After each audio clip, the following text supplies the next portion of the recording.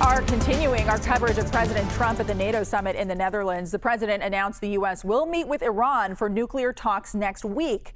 This comes as the president continues to insist Iran's nuclear sites were obliterated after U.S. strikes on Sunday. Take a listen to what he told reporters before he left the summit for Washington a little earlier.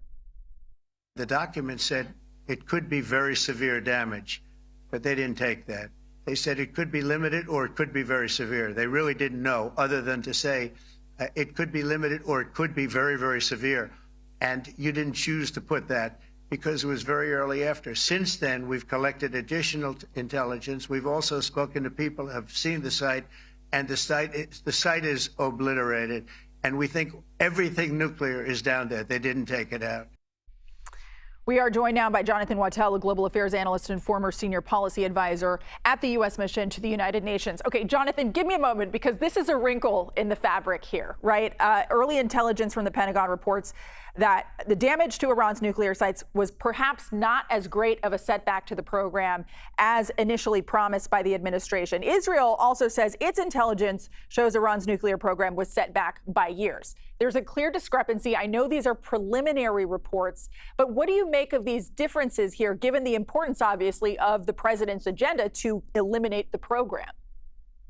So, Sarah, it is indeed a complicated situation. A couple of the sites that were hit, they were actually really wiped out, one would say, like Natanz. Now, Fordo is a different thing altogether. That's deep within a mountain.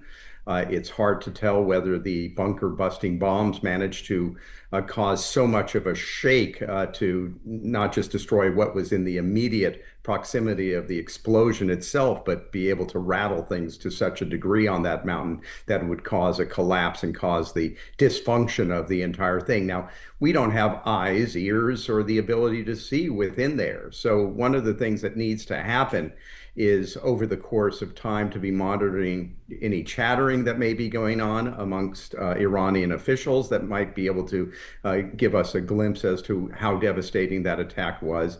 And of course, you need to get inspections, actual physical presence in the area to see what they had down there.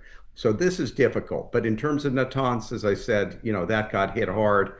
And, what, if anything, is standing there, that's a different story altogether. Yeah, and I think there's a question about whether Iran was able to maybe relocate any of the materials before these strikes happened. It sounds like we really don't have any definitive answers on any of this yet, like you said. Now, you mentioned these bunker buster bombs. I want to bring to your attention, the satellite images that showed some of the damage after at Fordo in particular effectively looked like holes in the ground. We didn't see some of these, widespread destruction that we saw at other sites because of the use of these bunker buster bombs.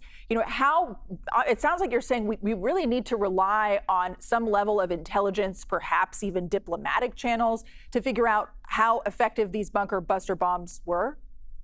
Yeah, I mean, one of the problems here is the Iranians have not been particularly forthcoming throughout the process, throughout actually the decades of negotiations with them.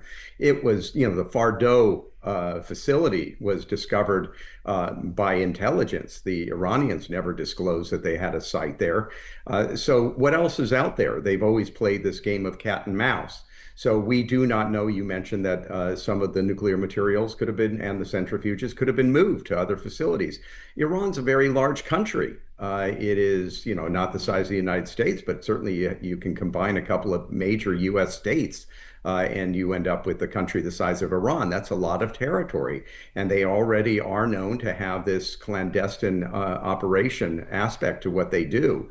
In fact, even during the JCPOA, the nuclear deal that was signed in 2015, IAEA, UN watchdog inspectors were not allowed on all of the sites, even then. So there's a lot of unknown here. Yeah, it sounds like this was a calculated risk by the president, right? It seemed like he wanted to eliminate the nuclear program and then resume talks, which I think seemed counterintuitive to some people. And now there's this question mark. But Iran is also saying that they are not going to cooperate with the UN. I guess, what does that mean for these greater efforts to rein in Iran's nuclear ambitions, given the fact that we really don't know where they stand right now? Yeah, I mean, there's a divisive position amongst diplomats and other people who have been scrutinizing this situation for a long time. One is that if you have the IAEA inspectors in there, you have a deal. At least there's some modicum of scrutiny that's taking place, which is better than having nothing. Then there's the opinion that even that wasn't enough, that the Iranians are hell-bent on getting atomic weapons, and there's nothing you can do about it. And the only way to deal with this is to take a measure like what we just have seen happen, in which you really try to set back whatever their aspirations are. Or ultimately, you end up in a situation in which you end up with a government there that is going to be held accountable, that's going to listen, that's going to have a view on the world that is less hegemonic, as what we saw Iran do across the Middle East and into the Saudi Arabian Peninsula, in Yemen and elsewhere, a posture that's less of a pariah state and more of a country that is playing a constructive role among nations. All right, Jonathan Wachtel, obviously uncertain times, but thank you so much for your insights. Lots of questions out there to answer, but we appreciate you walking us through that.